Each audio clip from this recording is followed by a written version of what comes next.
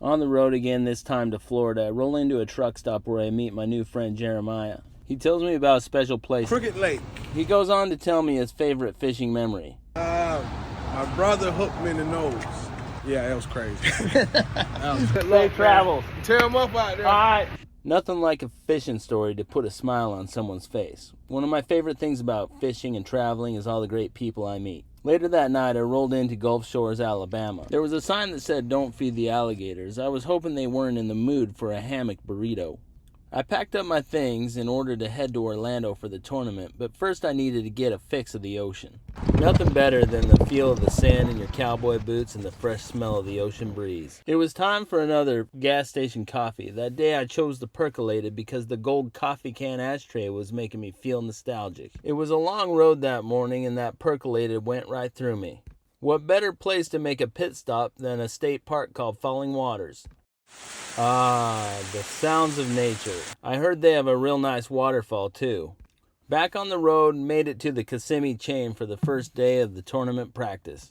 I'd never been here before, so it took a minute to figure out the canals, the locks, the channels, and the multiple lakes to practice. This place was pretty crazy. Seems like there's miles and miles of vegetation. You can even punch cow pastures if you want to.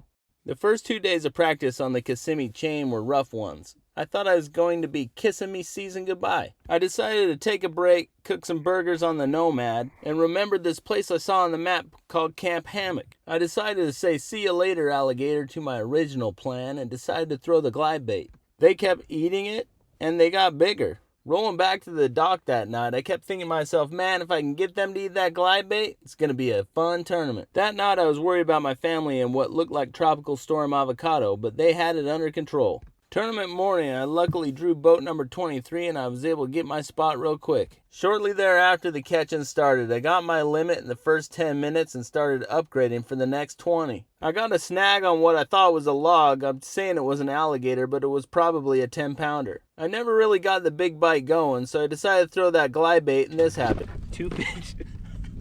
Nothing beats 2 fish in 1 cast during a tournament.